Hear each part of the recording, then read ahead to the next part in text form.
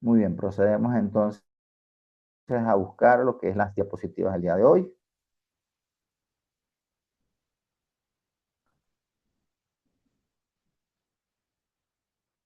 y arrancamos entonces con la clase. Bien, el curso nivel 2 tiene como título Bases del entrenamiento físico y deportivo, orientado y dirigido obviamente para los especialistas en enseñanza de las artes marciales.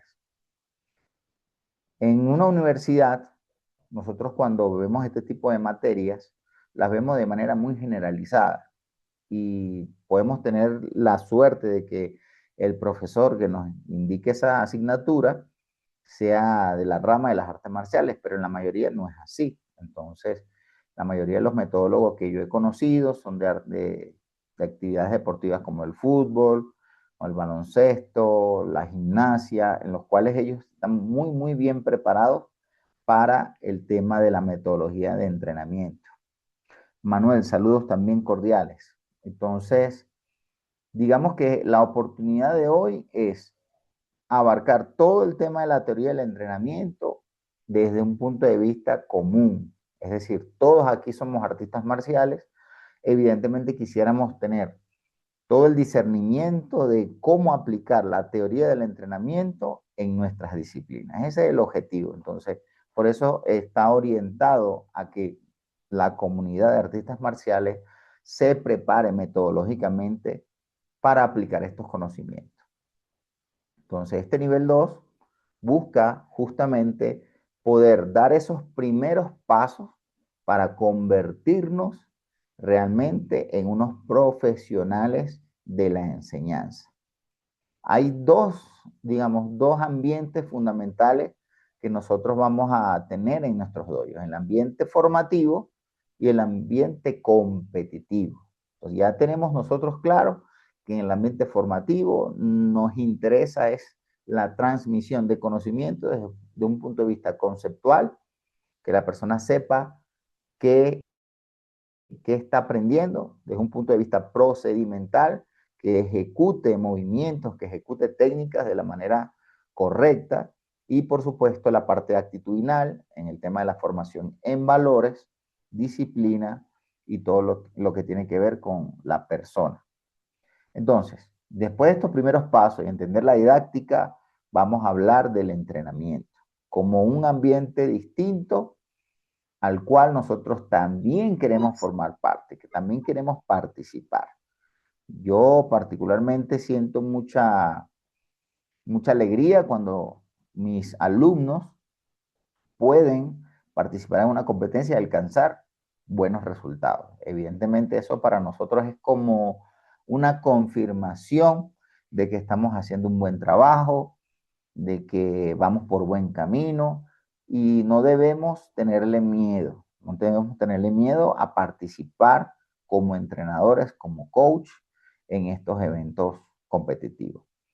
Por supuesto, estamos midiéndonos contra otras academias, estamos midiéndonos contra otros sensei también que buscan el mismo rendimiento. Entonces, una de las cosas que no puede quedar nunca en el aire es la diferencia entre ser un sensei, ser un sabón, ser un sifu, en general ser un instructor de artes marciales y ser un entrenador, ¿no? Aquí esto es una foto de uno de mis alumnos más antiguos, desde que yo comencé hace 10 años la enseñanza acá en el Ecuador, junto a mi hijo, que también empezó desde muy pequeño, desde muy temprana edad. Digamos que es una gran alegría verlos crecer y verlos desarrollarse. Ser sensei para mí es guiar el aprendizaje, ¿no? El aprendizaje de una tradición. Esa tradición milenaria, centenaria, es legado de la cultura, legado de nuestra historia. Entonces, primero es transmitir con lealtad, con disciplina, con honestidad sobre todo, ese arte marcial. El objetivo es transmitir, el objetivo es mantener la tradición. Por supuesto, con la intención de transmitir valores, valores de convivencia, valores de respeto, valores de disciplina, que tanto le hacen falta a nuestras sociedades y que en Latinoamérica escasean muchísimo, ¿no? Es muy notorio cuando nosotros podemos evidenciar el comportamiento de un practicante de artes marciales en comparación con otro que o no practica ningún deporte o practica algún deporte donde la competitividad es tan alta que no permite manifestar un comportamiento ético y moral en los muchachos. Entonces, por supuesto, nosotros vamos a enseñar el camino, estas artes marciales desde el ejemplo. Por eso un sensei nunca deja de prepararse, nunca deja de practicar, nunca deja de entrenar. Ahora, ser entrenador es otro rol. Ser entrenador es buscar el rendimiento, es poder alcanzar un performance, un resultado que tiene que ver netamente con las medallas y trofeos que se puedan encontrar en un torneo, ¿no? Para lograr este rendimiento tenemos que planificar y controlar cada sesión. ¿Qué vamos a planificar? Vamos a planificar los ejercicios, vamos a planificar las técnicas, vamos a planificar cómo se va a desarrollar la táctica, tener un conocimiento profundo del deporte, ¿no? De la actividad marcial desde el punto de vista deportivo, conocer reglamentos, conocer de estrategias metodológicas, sistemas de entrenamiento, de capacidades físicas y obviamente controlar toda esa dosificación de cargas, toda esa administración de esfuerzos, lo cual va a permitir que nosotros logremos ese resultado. Eso, por supuesto, es la misión de optimizar todo lo que se haga. Entonces, esos dos roles, en mi caso, son muy complementarios. Me gusta cuando me estoy preparando como entrenador para que un grupo de muchachos vaya a una competencia y también obviamente me gusta disfrutar de del arte marcial desde un punto de vista humano, formativo, social, en el cual todas las personas se sienten bien, todas las personas lo disfrutan y asumir esos dos roles nunca van a ser contradictorios, ¿ok? Entonces, en los conocimientos previos, ¿de acuerdo? ¿Por qué este nivel 2 se encuentra de esta manera desarrollado y colocado como propuesta? Es que antes de ser entrenadores, debemos dominar la didáctica general de las artes marciales. Es lo que les había comentado anteriormente. Para mí, antes de ser entrenadores, sean senseis, sean instructores, sean artistas marciales. Eso va a garantizar que, como les dije, la tradición se mantenga. Entonces, el conocimiento previo, la mayoría lo tiene. Evidentemente, hay algunos aquí que ya es el segundo año o el tercer año consecutivo que participan en esta actividad y año a año lo están reforzando. Entonces, eso es una buena señal de que estamos asumiendo los pasos como debería ser. Como debería ser. Entonces, ¿qué es el entrenamiento? ¿De acuerdo? El entrenamiento es un proceso pedagógico. Al mismo tiempo que yo enseño artes marciales de manera formativa, también puedo desarrollar planes de entrenamiento y tener sesiones de entrenamiento con mis atletas, pero nunca abandona esa característica de ser pedagógica. Y la pedagogía es el arte de enseñar. Lamentablemente tenemos referencia de entrenadores que manifiestan conductas inapropiadas, utilizan sistemas de entrenamiento arcaico o formas de dirigirse a los atletas irrespetuosamente, o consideran muchos que solamente deben trabajar con los talentos deportivos y solamente aplicar lo que ya saben, y se olvidan de que también se debe tener una capacidad de enseñanza superior a cualquier otra persona. Y obviamente está orientado, como les dije, y siempre lo voy a repetir, hacia el rendimiento físico deportivo. Entonces, vamos a distinguir de manera general los dos tipos de entrenamiento que puedo realizar yo en mi academia. Supongamos que yo soy un instructor de artes marciales tradicional. Yo voy a dirigir el entrenamiento hacia el fortalecimiento muscular, fortalecimiento óseo, el dominio técnico y la aplicación en una situación real ya que mi interés es que sea un sistema de artes marciales de defensa personal.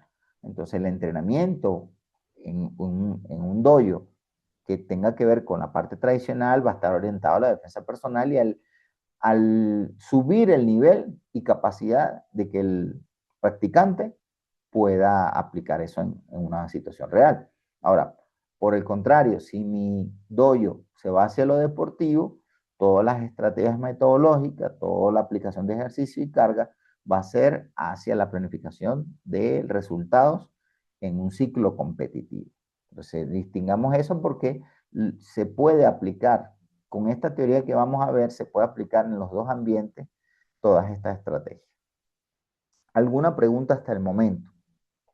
No quiero ir tan rápido porque esto es bastante conocimiento y obviamente quisiera que tuviésemos la oportunidad de analizar los conceptos, pero lo que les comenté, ¿tienen alguna pregunta, duda, sugerencia? ¿Se entiende por dónde va esta primera clase?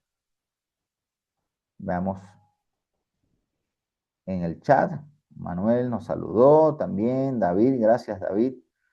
Bien, gracias Abraham. Pilas ahí Abraham para que nosotros estemos al día, ¿no? Con todo lo que tiene que ver. Yo trato de ser siempre muy específico, trato de ser bien orientado hacia el objetivo de la clase. Sin embargo, a veces tenemos ciertas confusiones. Por ejemplo, hay personas que nos critican a la Academia del Sensei y todos los que estamos tratando de iniciar este movimiento, ¿no? Digamos que nosotros queremos apoyar. ¿Apoyar a quiénes? Queremos apoyar a las personas que se dedican a la enseñanza y quieren mejorar, ¿no? Entonces, algunos, casi siempre son personas que me conocen, obviamente no lo hacen de frente, sino que con otras personas comentan cosas, por ejemplo, que para qué van a hacer este curso si Jonathan no tiene campeones mundiales, no tiene campeones internacionales, y que qué me puede enseñar una persona que no genera campeones. Eso es un cuestionamiento muy común cuando yo invito a personas conocidas a participar. ¿Y qué sucede con esto? Eso se llama un sesgo en el cual se, se desmerita todo lo que todo lo que nos puede ayudar a mejorar nuestra dinámica de trabajo, solo porque la persona no, tal vez para nuestro criterio, la persona no tiene una autoridad. ¿Ok? Y esto nada de esto es cierto, porque los mejores entrenadores, los mejores coach en su vida profesional no fueron los mejores campeones, ¿no? Y también les costó mucho tiempo y esfuerzo generar esos campeones. Entonces, yo considero que a pesar de que no me van a escuchar nunca diciendo que yo los voy a ayudar a ser campeones, yo les voy a ofrecer la receta para que ustedes formen campeones, a mí nunca me van a escuchar diciendo eso. Yo considero que el conocimiento que está a disposición de todos nosotros nos ayuda muchísimo.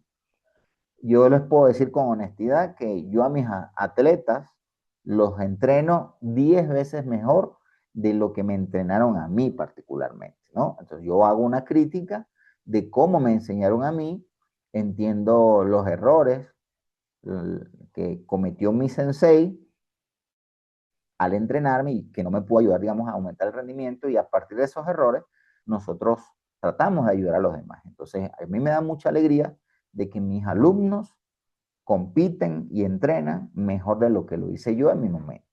Entonces, eso es una experiencia que yo estoy viviendo con ustedes al compartir no solo un conocimiento teórico, sino todas las vivencias que yo he tenido a lo largo de los años.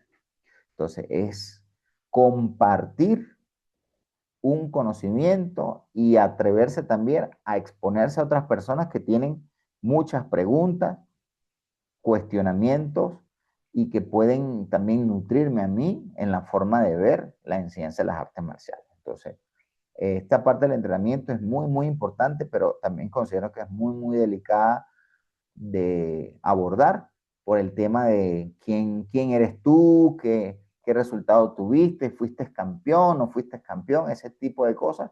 A mí ya en este punto no me preocupan, pero sí entiendo que a algunos de ustedes puede pasarle por la cabeza eso.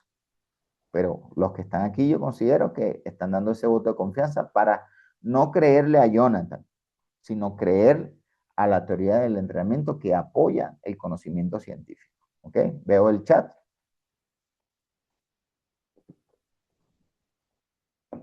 Saludos a Juan, a Oscar también que acaba de llegar. Saúl, gracias por la aclaración. Entonces, para dar ese resumen, estamos abordando la teoría del entrenamiento. Recién estamos conversando sobre un concepto que parece obvio, pero no es obvio. ¿Por qué? Por el comportamiento de los entrenadores empíricos, aquellos que fueron atletas y luego empezaron a ser entrenadores. Quizás ellos los trataban de manera agresiva, de manera hasta violenta, realmente no les enseñaban estrategias para mejorar a los atletas, pero la mayoría de los entrenadores actuales, perdón, la mayoría de los entrenadores actuales sí tienen una formación profesional profunda en todo lo que es el tema del entrenamiento deportivo. Continuamos. Entonces, ¿quiénes pueden entrenarse? ¿Qué personas pueden entrenarse y cuáles no pueden entrenarse? En primer lugar, quienes cumplan ciertos criterios de selección para tolerar los estímulos del entrenador. El entrenador es el que administra todos aquellos ejercicios que tienen el objetivo de mejorar el rendimiento. Un entrenador no es un sensei formativo. Por eso es que notamos que algunos pierden la paciencia cuando les llegan personas que no hacen los ejercicios completos, no se esfuerzan, no cumplen, digamos, la exigencia de ese entrenador y el entrenador simplemente los ignora. ¿Por qué? Porque el entrenador está hecho y está puesto para solamente aquellas personas que cumplan criterios de selección, ¿no? Entonces, ¿cuáles son esos criterios de selección? Vamos a abordarlos más adelante, pero en general, primero, que tenga una buena condición física, que tenga capacidades para ese deporte. Si es un deporte de mucha fuerza, el entrenador se va a dar cuenta si esa persona se le hace sencillo mover objetos de mucho peso. Si es un deporte de velocidad, también se puede observar fácilmente si esa persona tiene ventajas con respecto a otra. Y por supuesto también tiene que ver con temas psicológicos. Y por último, los más importantes que a veces dejamos de lado, y eso es lo que nos quita, digamos, todo el trabajo que nosotros hacemos, este elemento nos los va a tumbar, es el de las condiciones sociales. ¿Cuáles condiciones sociales, les pregunto, afectan el rendimiento de un atleta y afectan también el trabajo nuestro? A ver, ¿quién me da algunas ideas sobre eso? Condiciones sociales que pueden afectar el rendimiento de un atleta. Pueden colocarlo en el chat, pueden escribirlo o pueden activar su micrófono.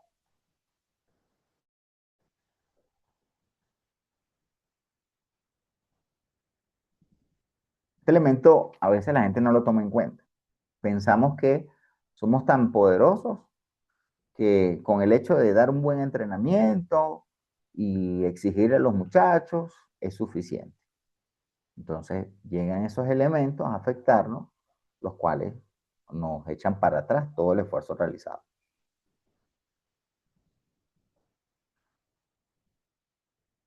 Ajá, Manuel. Ok, Sensei, cuando se los son criticados constructivas, nos ayudan a fortalecernos y a seguir creciendo como verdaderos entrenadores. Ok, que las críticas constructivas nos ayudan a fortalecernos, eso es totalmente cierto. A ver qué dice Abraham, dice el trabajo, el liceo, la universidad, los problemas en casa, los problemas personales. Todos estos elementos, el trabajo, el colegio, los estudios, generalmente son las primeras excusas o vamos a llamarle razones por las cuales nuestros deportistas abandonan o dejan de asistir, bueno, intermitentemente asisten a los entrenamientos y obviamente no logran resultados. los problemas en casa, como es conflicto con los padres, a veces los padres castigan a los muchachos por su comportamiento, por el rendimiento de los estudios, y eso también afecta un montón lo que hacemos en el dojo. Saúl nos dice que el entorno social y familiar puede afectar. Pero ¿cómo puede afectar? ¿De qué manera puede afectar también ese entorno? Hay muchas situaciones que nosotros debemos manejar. Cuando estamos cerca de una competencia, es cuando generalmente aparecen los problemas. Es cuando los muchachos están castigados, cuando tuvieron mal comportamiento, a veces cosas muy sencillas, ¿no? A ver quién lo dice por allí, cosas sencillas que afectan el rendimiento de un deportista.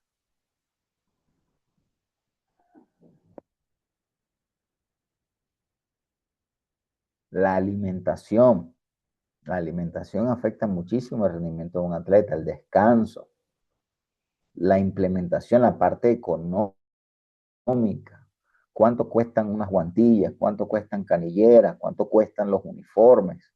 Tenemos a veces niños muy talentosos que no pueden participar, no pueden costearse ni siquiera una competencia.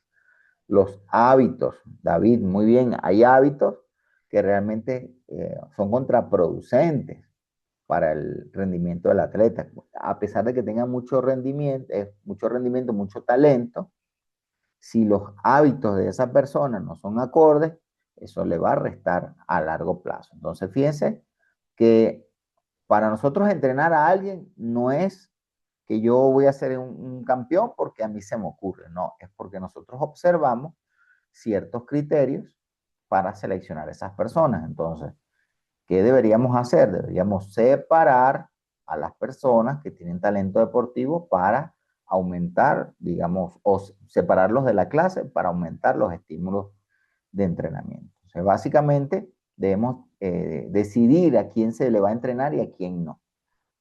Entonces, hay un camino para llegar a la destreza desde la habilidad. ¿Okay? Nosotros habíamos hablado en el curso anterior de que había un conjunto de habilidades, un conjunto de destrezas básicas del ser humano que le permite moverse. Eso desde el punto de vista motriz, de la motricidad se debe desarrollar, se debe incentivar. Ahora, el hecho de que una persona se mueva, patee, golpee, salte, no quiere decir que va a ser superior a otra. Son sus habilidades. Con eso nació.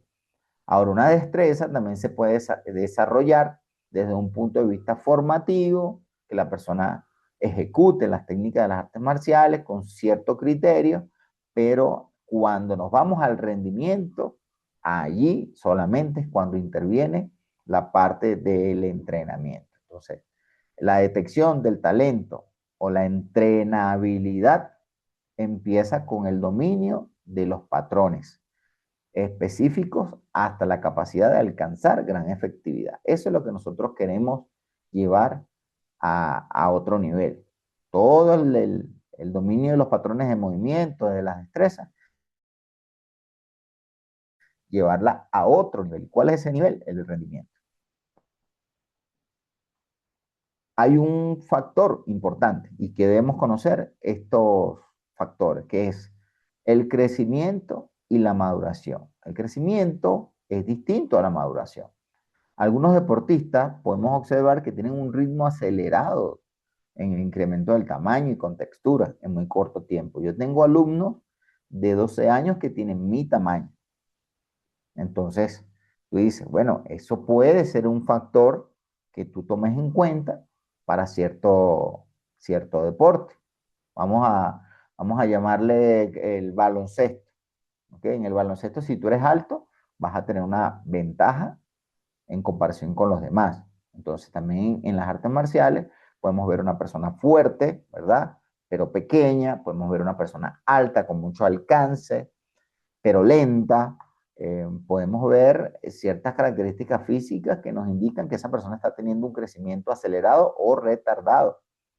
Entonces tenemos que también evaluar y identificar si tiene algún problema de crecimiento que pueda afectar posteriormente esa participación. Y por otro lado, la maduración es el proceso donde esas estructuras biológicas, músculo esquelético y parte nerviosa, muestran ser eficientes en su funcionamiento. y que puedan demostrarse en un entorno bajo presión. Hay personas que tienen mucho crecimiento y poca maduración.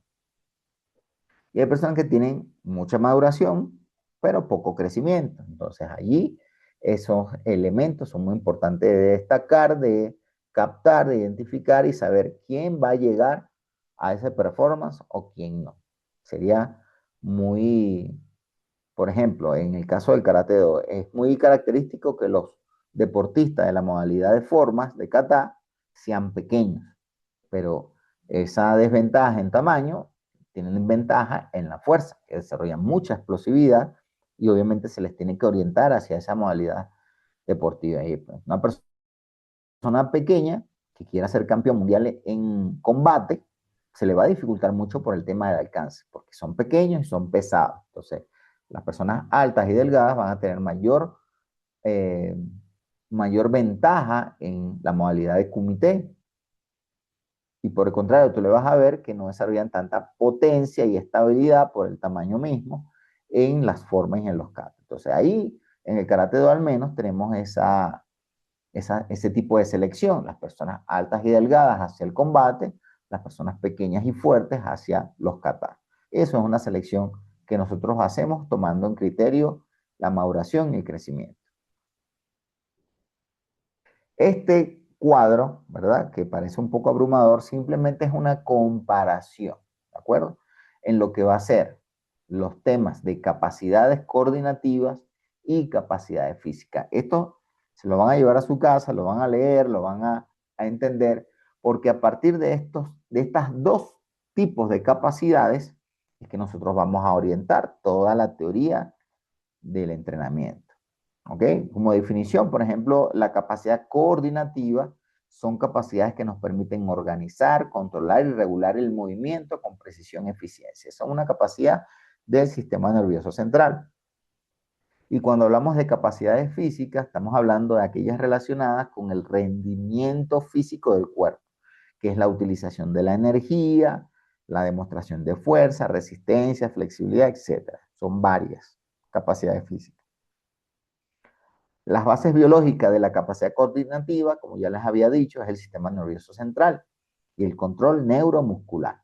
Por el contrario, la capacidad física va a tener con el desarrollo del músculo en su propiedad, la parte cardiovascular y metabólica, la utilización de oxígeno en el cuerpo, de la energía disponible en el sistema muscular y es un trabajo distinto. Oye, un ejemplo principal para la capacidad coordinativa es el equilibrio, el ritmo, la orientación, la reacción, la diferenciación, el acoplamiento, la adaptación. Todo lo que vimos en el curso anterior que tiene que ver con los elementos de la motricidad, ¿verdad? Luego se desarrollan y se manifiestan en las capacidades coordinativas. La capacidad física, como les había mencionado, tenemos fuerza, resistencia, velocidad y flexibilidad. La función principal de la capacidad coordinativa es el control técnico del movimiento y la capacidad física es el control energético y mecánico del movimiento. Entonces, ¿qué depende? Depende de desarrollar esas capacidades en ciertas etapas. En la capacidad coordinativa es preferible, siempre va a ser mejor desarrollarla a temprana edad. Y las capacidades físicas siempre se desarrollan, pero evidentemente hay una potenciación a partir de la adolescencia del desarrollo. Entonces, allí vamos a tener este cuadro para que en la medida de lo posible ustedes se vayan familiarizando y entender desde qué punto va a dirigir su entrenamiento. Vamos a ver en el chat, ¿tengo alguna pregunta?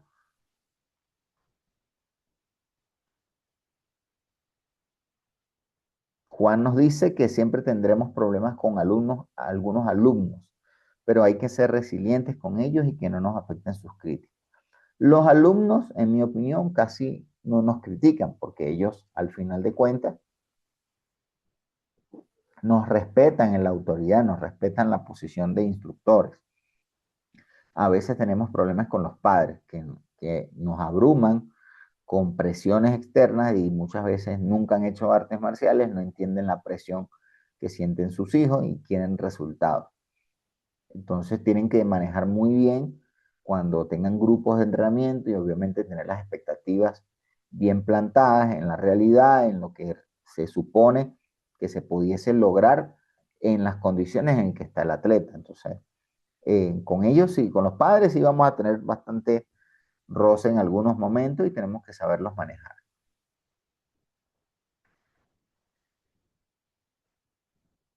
Entonces, vamos a analizar la importancia que tienen el desarrollo de estas habilidades coordinativas. Son la base técnica de las artes marciales. Una persona que golpee bien, que patee bien, que se desplace bien, que domine ambos lados de su cuerpo, que conozca cómo funciona cada uno de los WASA, ¿no? Los conjuntos de técnicas de nuestra arte marcial, va a tener una gran ventaja con respecto a otros atletas. La habilidad coordinativa permite también ejecutar, por ejemplo, las formas con precisión, ritmo y control. ¿De acuerdo? Y en algunas artes marciales este elemento técnico tiene mucho valor. Al menos en el Karate Do, los jueces deben evaluar por encima de la fuerza, de la velocidad, de la potencia, tienen que evaluar la técnica. Y eso es uno de los criterios mucho más importantes y subjetivos, porque va a depender mucho del conocimiento que tenga ese juez del arte marcial o del estilo que se practica. La habilidad coordinativa permite mejorar el timing y el manejo de las distancias de combate. Tiene que ver justamente cómo yo me desenvuelvo con mi cuerpo con respecto al ambiente en que me estoy manejando, ¿no? Y por último, facilitar la adaptación en situaciones impredecibles. Todo el tema de cómo reaccionar, eso me lo da el sistema nervioso. Y eso es el bagaje, todo el acervo motor, el conjunto de movimientos que yo haya desarrollado, adquirido, véanlo como una biblioteca de movimientos, en donde el cuerpo puede reaccionar de manera natural en una situación que no se espera, ¿no? Entonces, ¿cuál es el problema de esto? Que se hace especialización temprana, nos olvidamos de las habilidades coordinativas, agarramos una, dos, tres técnicas, las empezamos a trabajar, las automatizamos y hasta ahí llega. Eh, Cuando llegue una edad de 12, 13 años, enseñarle nuevas habilidades coordinativas es mucho más difícil. ¿Por qué? Porque el cerebro del niño es mucho más moldeable. El aprendizaje infantil es mucho más amplio. Ellos son como unas esponjas. Entonces, cuando están en edad de 8 a 10 años, vamos a enseñarle muchos movimientos, muchas técnicas. Vamos a tratar de que sea una gran variedad, que domine, que entienda, que conozca y olvidarnos en esa etapa de la automatización. Porque las neuronas, digamos que tienen que tener ese estímulo divergente, de diferentes situaciones, diferentes ángulos de acción y al final, ya en una etapa de desarrollo físico, ahí sí aprovechar el crecimiento y la maduración para poder llegar a esa etapa. Entonces, esto es una clave que yo les estoy dando, que muchas veces usted dirá, no, sensei, pero entonces tengo que esperar hasta los 12 años para ver un campeón. Y yo te diría, sí, tienes que esperar a esa edad para ver un campeón de verdad. Lo que vas a ver antes es un niño con talento en el cual tú estás explotando, estás quemando el deseo competitivo. ¿Y qué pasa a los 12 años? Ya no quieren competir. Eso es muy común y nadie me va a decir a mí que no le ha pasado, porque muchos campeones infantiles no llegan a juveniles, la mayoría de ser. En cambio, los que perdían, los que no les gustaba participar, los que evitaban los combates, evitaban las competencias, luego les fueron agarrando el gusto progresivamente, obviamente a un ritmo distinto y hasta el día de hoy, siendo adultos, pueden mantenerse. Pero eso hay que saberlo llevar, hay que saber en cuáles eventos participar y en cuáles no. Entonces, las habilidades coordinativas son la clave en la corrección, es decir, en el aprendizaje de los movimientos. Por otro lado, la importancia de las capacidades físicas. Las capacidades físicas son la base del rendimiento. La flexibilidad, la resistencia, la fuerza, eso es la base, eso es lo que sustenta los resultados. Si nosotros tenemos eso como meta durante el entrenamiento, siempre vamos a obtener mejores resultados. ¿Por qué? Porque ese es el factor que te hace superar a otro deportista, a otra persona. Aquí le mostrar la superioridad en la duración del combate. Es el objetivo del desarrollo de las capacidades físicas. Mostrar superioridad en la duración de un combate o de una forma, ¿no? Alcanzar el mayor potencia. ¿Qué es la potencia? La potencia es desarrollar mucha fuerza en poco tiempo.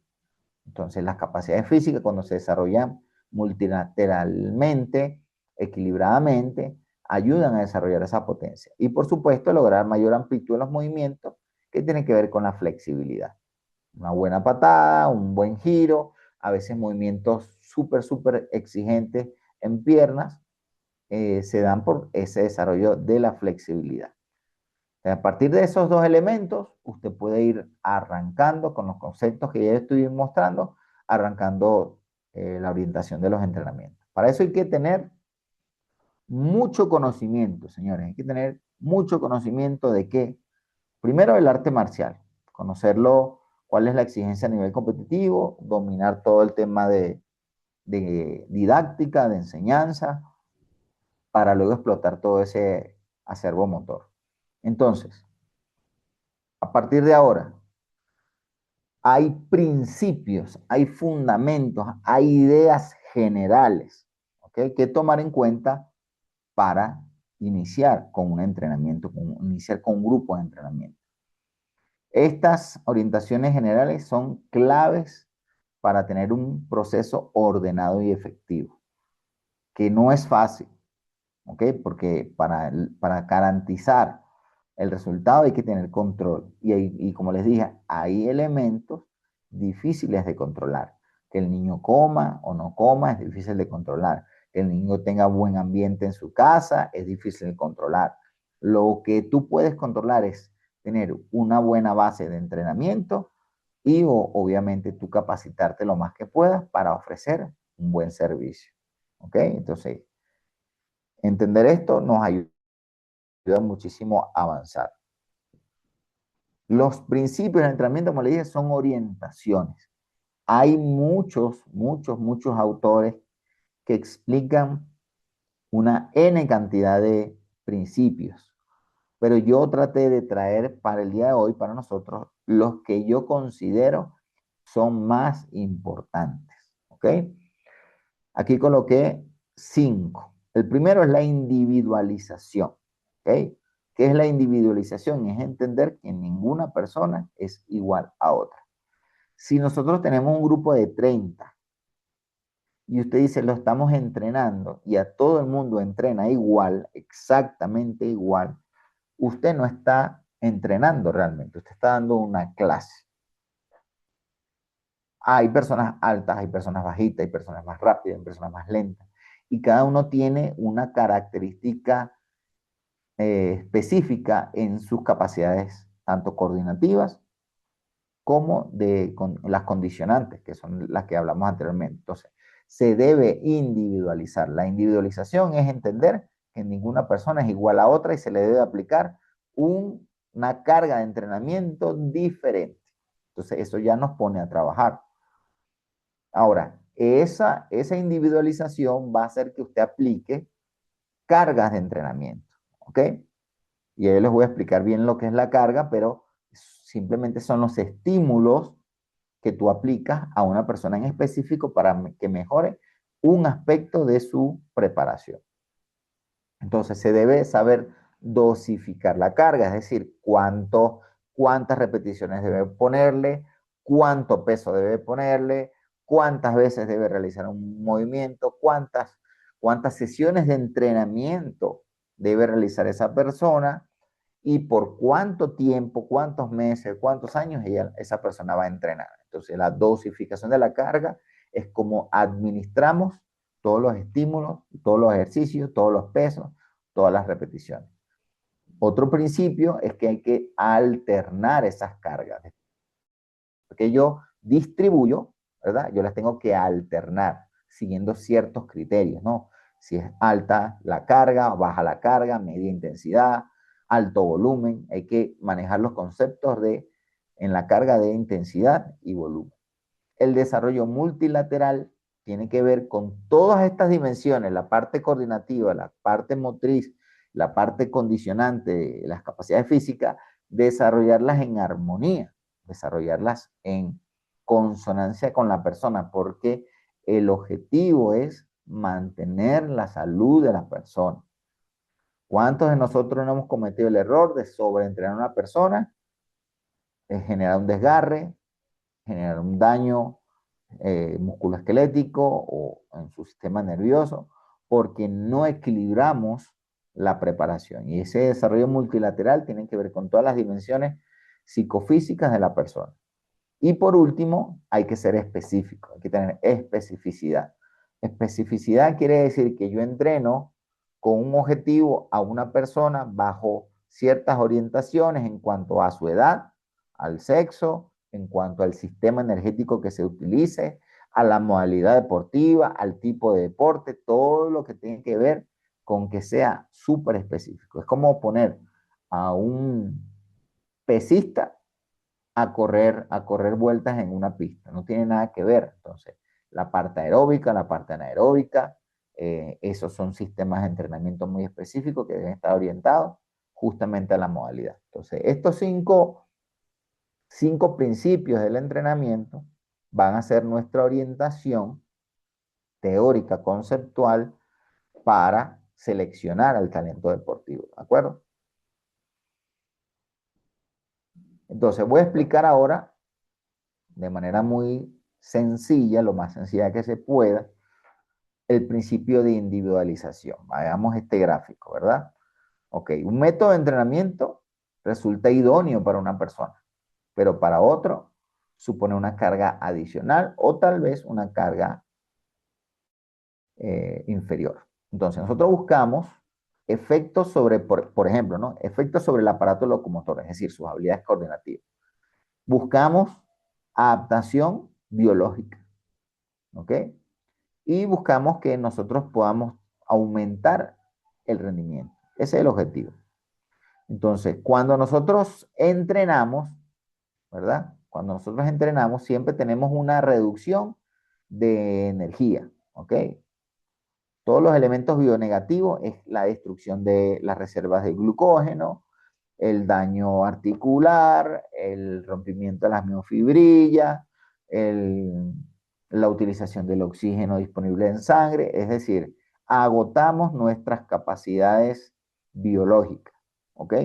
Con la intención de tener ganancias biopositivas que tienen que ver con la adaptación. Entonces, en esta curva vemos una persona A y una persona B que pueden tener diferentes reacciones a la misma carga. ¿Okay? Algunas personas, vamos a ponerlo de la manera más sencilla, a una persona un ejercicio se le puede hacer muy fácil y a otra persona se le puede hacer muy difícil. Levantar una pesa de 10 kilos para una persona es fácil y para una persona es muy difícil. Entonces, por eso se debe individualizar, para que las adaptaciones sean individualizadas y para que la utilización negativa de los recursos biológicos también sea individualizada. ¿Ok? Entonces, este gráfico nos muestra de qué se trata esa individualización. Ahora, la dosificación de las cargas. Aquí es donde está todo lo que les había dicho. ¿Okay? La sobrecarga progresiva es cómo yo voy administrando en el tiempo las cargas de entrenamiento para yo mejorar. Entonces, vamos a dar un ejemplo sencillo. El press de banca, que es un movimiento de pesa, ¿verdad? El primer press de banca que yo hice en mi vida quizás era solo con la barra. Después, a los 3 días, yo le colocaba un disco de 5 libras, luego de 10 libras al mes, 20 libras hasta que llegué a los 100 kilos. Eso es una sobrecarga progresiva. No se debe empezar con una carga que no ha sido evaluada, que no ha sido controlada. Para eso existen los test de fuerza, para eso existen los test de resistencia, para eso existen los test de velocidad, para yo saber en qué punto debo iniciar las cargas de entrenamiento y a partir de ahí establecer ciertos periodos para incrementarlas. Ahora, esas cargas no siempre deben ir en aumento, sino que deben tener alternancia, es decir, a veces más, a veces menos. Esa alternancia de la carga permite que no haya un estancamiento, ¿ok? Que se pueda aumentar un proceso que se le llama supercompensación, que es la ganancia de energía, la ganancia de performance, de rendimiento a partir de una recuperación. Entonces, eso es muy importante. En las cargas, manejar todo lo que tiene que ver con la alternancia, la sobrecarga progresiva y obviamente periodizar, es decir, dividir en días, semanas, meses y hasta años una preparación deportiva, ¿no? Entonces, tenemos otro gráfico que nos habla de eso, ¿verdad? Para explicar un poco mejor, vemos en la parte izquierda el nivel de la capacidad de rendimiento deportivo, ¿no? Mientras más alto, mayor será el nivel de rendimiento. Entonces, lo que vemos la flecha hacia abajo, ¿verdad? Son los estímulos. La parte de abajo del gráfico son todos aquellos estímulos, los ejercicios, las sesiones de entrenamiento.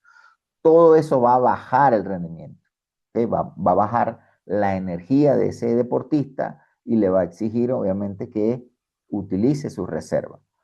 ¿Qué queremos nosotros con eso? Llegar a un estado de fatiga que luego produzca una curva de ganancia, ¿ok? Después de la caída de la capacidad de rendimiento, va a venir una fase de ascenso de la capacidad de rendimiento, ¿ok? Luego, en la parte de arriba del gráfico, el número 3, viene esa fase que les comenté, la supercompensación, que es la mayor capacidad de rendimiento deportivo. Cuando yo quiero explicarle esto a algunos atletas, yo lo explico de esta manera. ¿Okay? El cuerpo humano es como una batería, una pila. Esa pila es pequeña si yo solo utilizo la energía que tiene esa pila, ¿de acuerdo? Cuando el cuerpo, porque el cuerpo es muy sabio, se da cuenta que esa pila no le alcanzó al momento de alimentarse, al momento de descansar, va a generar una pila mucho más grande. Eso es la supercompensación, es el crecimiento de esas reservas energéticas.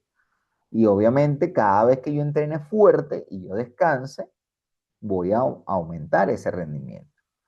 Otra manera en como yo lo explico, bueno, yo, algunas personas, aquí me imagino que han visto el anime de Dragon Ball, ¿cierto?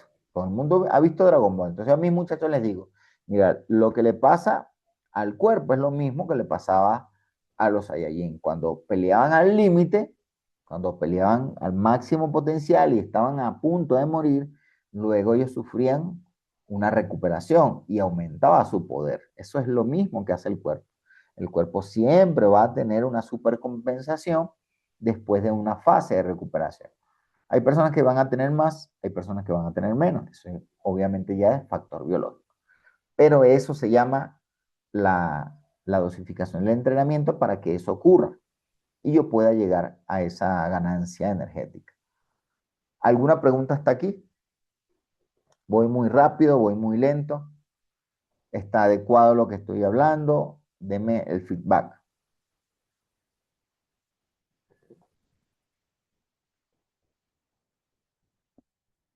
Piensen un poquito, a ver qué preguntas se les ocurre. No estamos para nada apurados. Si la quieren escribir, escriban.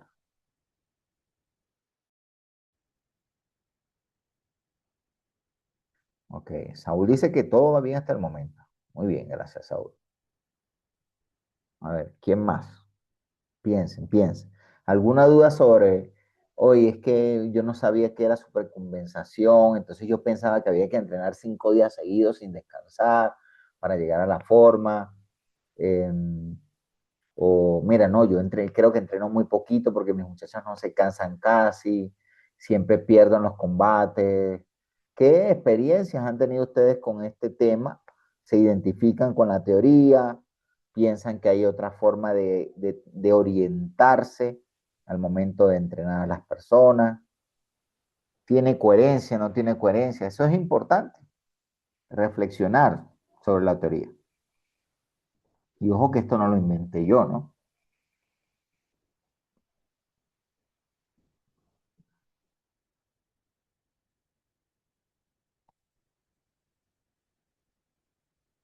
Ok. Juan nos dice que todo ok. Entonces puedo continuar.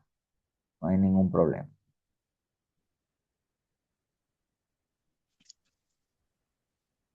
Entonces, aquí vamos a ver otro gráfico que también tiene que ver con lo mismo, ¿no? ¿Qué es lo ideal? Lo ideal es ir mejorando la capacidad de rendimiento. Entonces, vemos en la parte de arriba el estímulo de carga.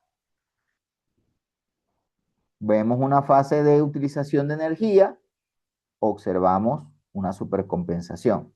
Siguiente entrenamiento, vemos un bajón de energía, volvemos a ganar otra curva de supercompensación. Entonces, el rendimiento va en aumento. En un tiempo determinado, nosotros buscamos mejorar esa capacidad a través de estímulos de entrenamientos aplicados de forma óptima. Eso se llama, eh, eso es lograr la supercompensación a través del principio científico de alternancia de las cargas, de sobrecarga progresiva y evidentemente es dosificar los esfuerzos. ¿Okay? Esa es la ruta. Y ahora hay otra manera que obviamente eso algunas personas lo logran, otras personas lo hacen más rápido, pero a veces hay un efecto retardado que se suma a esos esfuerzos. Cuando las cargas de entrenamiento, los volúmenes son altos, las intensidades son altas, ¿cierto? Nosotros podemos tener un retraso en la recuperación porque estamos justamente en esa fase de intensidad.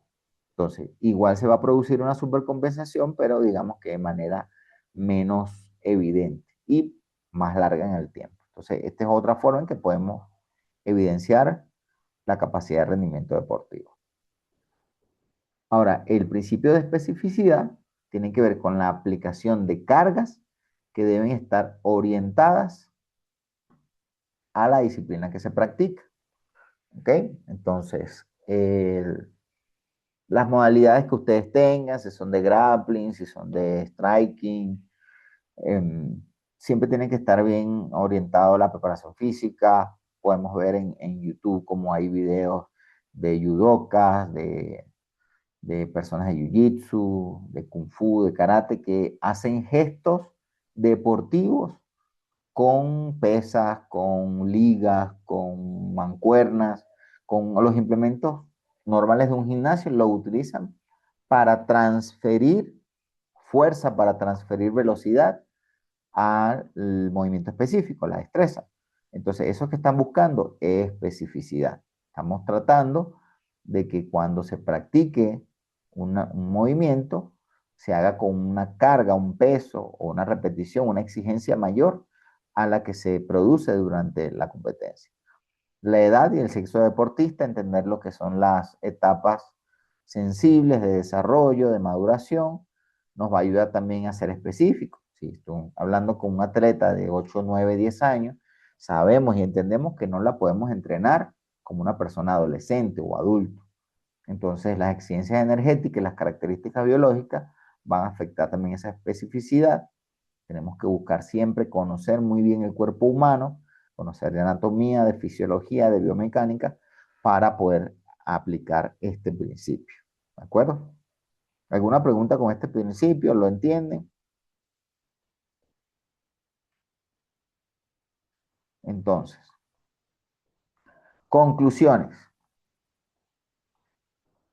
Para mí, para Jonathan Peña, ¿ok? Una técnica sin rendimiento nunca va a ser suficiente. Tener buenos practicantes que hagan muy bien las técnicas y luego llevarlo a una competencia y notar que no tuvieron rendimiento es porque fue insuficiente la preparación. Como también tener excesiva capacidad física sin buena técnica nunca va a ser efectiva. Tanto en la vida real como en la competencia, la técnica es sumamente importante y la preparación física, la fuerza, la flexibilidad, la velocidad también. ¿Ok? Entonces, esto es el preámbulo. Esto va a ser la forma en que yo debo ver desde lejos el entrenamiento físico y deportivo. Recientemente comencé a trabajar en un gimnasio en el cual me di cuenta que les resulta muy difícil cap- eh, captar, o mejor dicho, contratar a entrenadores que puedan entrenar a personas con lesiones, personas con problemas motrices, de coordinación, con personas que nunca han hecho ejercicio, porque generalmente el entrenador entrena a los demás como él entrenaba o como él entrena. Entonces, cuando no hay criterio teórico, simplemente somos repetidores de errores. Nunca vamos a tener la capacidad de saber si lo estamos haciendo bien o lo estamos haciendo mal. Y el ego marcial en muchas personas, no en ustedes, les impide ver esa realidad. Estamos tratando con estos temas de abrir un poco los ojos y orientar bien todo lo que tenga que ver con el tratamiento de las personas que están a nuestro cargo. Ahora ya desde un punto de vista profesional, ya no se trata de que aprenda bonito, de que entienda el karate, o que entienda el judo, o el taekwondo, no, es que lo haga bien y que supere a un adversario. Y para eso hay que ponernos serios. Yo he renunciado a la intención de entrenar personas que no sepan que lo que se va a trabajar va a ser exigente a nivel psicológico, a nivel físico. Entonces, yo hago ahora un test, hablo con los padres, converso, que los compromisos deportivos se asumen desde un punto de vista mucho más serio y que no es el mismo sensei que está en la clase al sensei que entrena. Y obviamente la exigencia tiene que subir un montón porque se trata de aplicar cargas de entrenamiento, sesiones de ejercicios que para nada son agradables. Son totalmente fuertes para una persona que nunca ha hecho nada. Y hay personas que disfrutan mucho esos procesos y de verdad da gusto entrenar, ¿no? Eso para mí es una conclusión sobre este tema. Trabaja en la técnica, mucha técnica y luego también trabaja en la parte física para que tengan ese equilibrio en todo lo que es la preparación o el perfil del deportista, ¿ok? Entonces aquí, fíjense, es un tema muy, muy directo, muy, muy sencillo. Aquí no vamos a inventar el agua tibia, no les voy a mentir que yo tengo la fórmula para que usted haga campeones mañana y que si usted sigue al pie de la letra esto, no va a fallar, no. La verdad es que es muy difícil hacer un campeón. Y entrenar a las personas es entender que cada uno tiene un ritmo, cada uno tiene una velocidad, cada uno tiene una progresividad. Y si yo estoy buscando como entrenador tener laureles y medallas y decir que soy un formador de campeones a partir de lo que sea, a costa de lo que sea, entonces voy a hacer más daño que un beneficio, ¿no? Ahora, pregúntenme ustedes lo que ustedes quieran, porque de esto hay mucha tela que cortar, ¿de acuerdo? Dejo de compartir pantalla. Voy a dar unos 10 minutos para que respondan, para que pregunten. ¿Les gustó o no les gustó el tema? ¿Está fácil? ¿Está difícil? Voy a arrancar con más cosas, pero quise dejarlo como introducción. Tenemos 14 personas conectadas. Aquí hay personas que entonces que no conozco, que nunca han estado con nosotros, o sí. Bueno, tenemos a Abraham, Ciro, David, Hernández, Fabio se conectó también de otro dispositivo, Juan, Manuel, Mario, Oscar, sí, estamos todos. Muy bien. Ujú. Llevamos 2 semanas que no nos veíamos. Entonces, pueden contar una experiencia que hayan vivido, algo que pudieron manejar bien con estos criterios, si lo utilizaron, o miren, nunca utilicé esto y por eso fallé. Cuéntenme ustedes también qué, ¿Qué vivencias han tenido? Fabio, ¿qué edades específicamente estaríamos hablando? Todas las edades. En todas las edades se puede entrenar. Claro que se puede entrenar, pero no todas las edades son recomendables entrenar.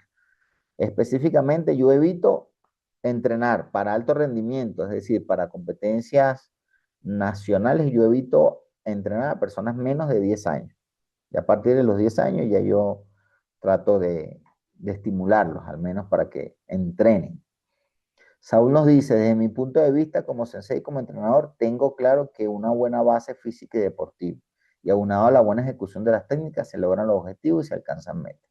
Eso ha sido, es que eso es una ley, ¿ok? No estamos hablando de la suerte, no estamos hablando de que hoy me siento bien y gano, ¿no? Es tener una profesión física y deportiva. Hay personas que piensan que los latinos, o asumen que los latinos, nos enfocamos muchísimo en el tema físico. Y yo puedo confirmar que sí he visto bastantes academias y CCI que entrenan durísimo la parte física.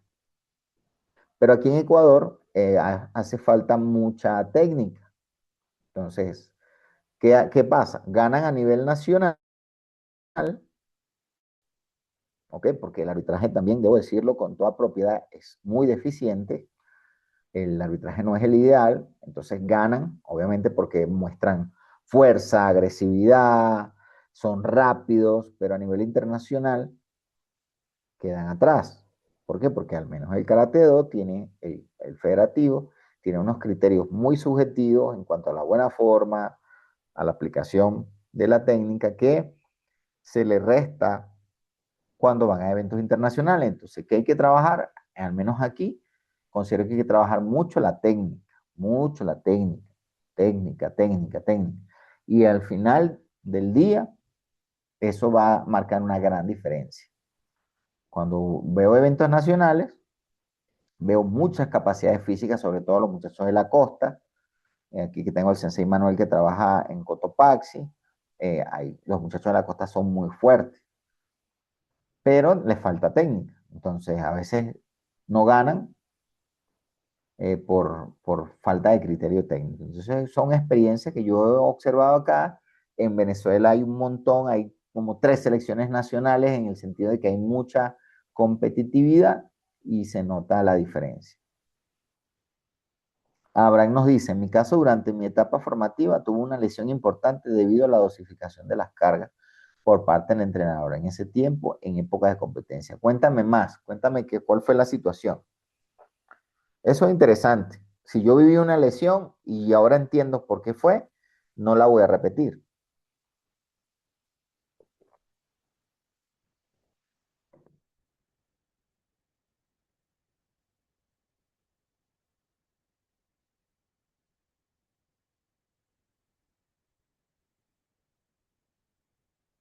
No, ajá.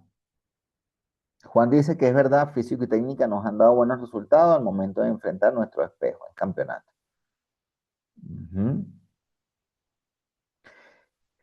Yo tenía una experiencia cuando yo entrenaba. Yo veía que las técnicas que yo realizaba y eran súper exigentes físicamente, o sea, era un entrenamiento físico duro, fuerte. Técnicamente también había mucho cuidado en cómo hacer la técnica y todo el tema del movimiento. Bueno, era educar el movimiento, educar la técnica. Entonces, ¿qué pasaba? En la competencia no me salía nada, o sea, no me salía la situación. Yo decía, pero si yo había practicado tanto, ¿por qué no gané?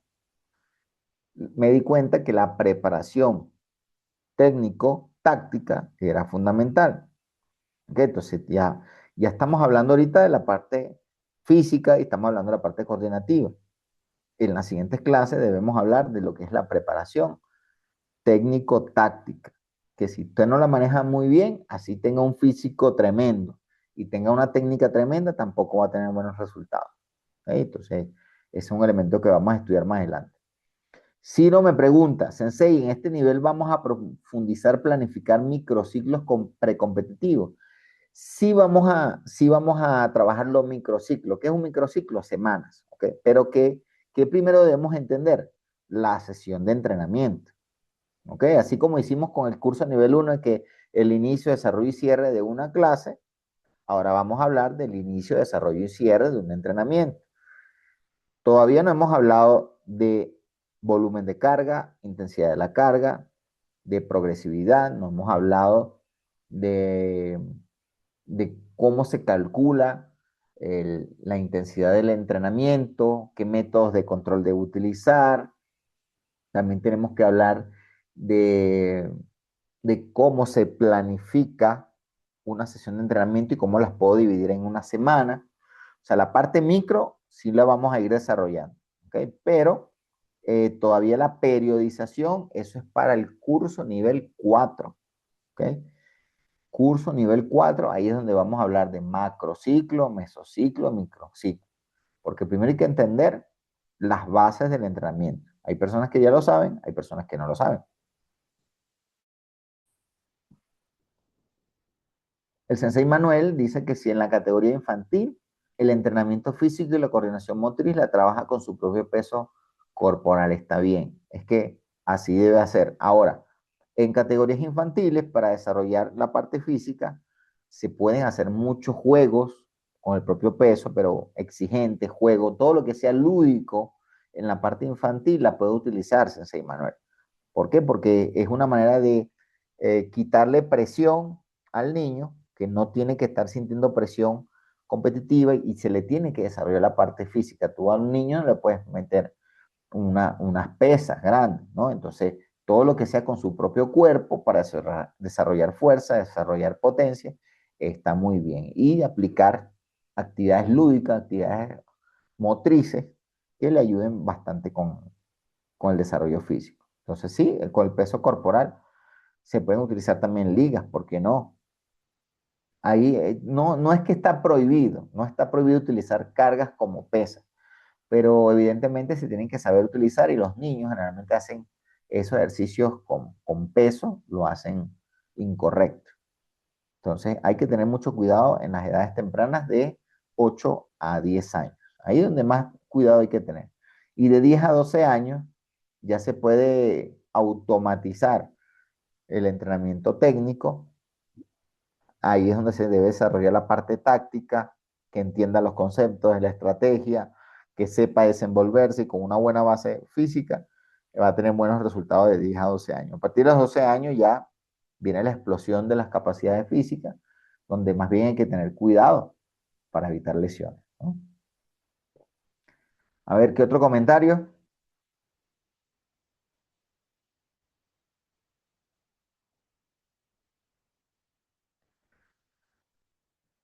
Bien, para este tema, para estos temas, algunos van a ser evaluados de forma teórica. ¿Ok? Aquí ahora se les va a pasar un link donde van a responder unas preguntas de selección simple y se les va a calificar, ¿de acuerdo? Porque esto sí hay que manejarlo teóricamente. Antes de aplicarlo hay que entenderlo y por eso va a cambiar un poco el tema de las evaluaciones. ¿Qué vamos a ver en la siguiente clase? Vamos a hablar ahora sí, nos vamos a meter con el tema de la carga, qué es carga, cómo se define la carga, el volumen, la intensidad, cómo lo aplico, y nos vamos a ir metiendo en los sistemas de entrenamiento, ¿de acuerdo? Cómo se entrena la fuerza, cómo se entrena la velocidad, cómo se entrena la resistencia, ¿ok? Vamos a entender los sistemas energéticos que debemos utilizar en las artes marciales. Es decir, o sea, es un módulo bien bonito.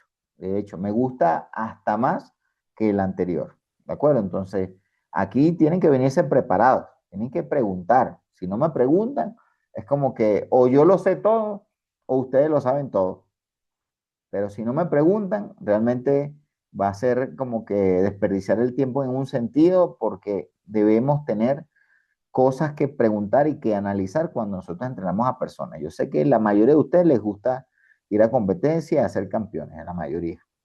Entonces, tienen que venirse preparados para preguntar y dar ejemplos, vivencias o situaciones que tengan en el presente que quieran resolver. ¿Ok? Entonces, voy a parar en este momento la grabación y si quieren, continuemos la conversación.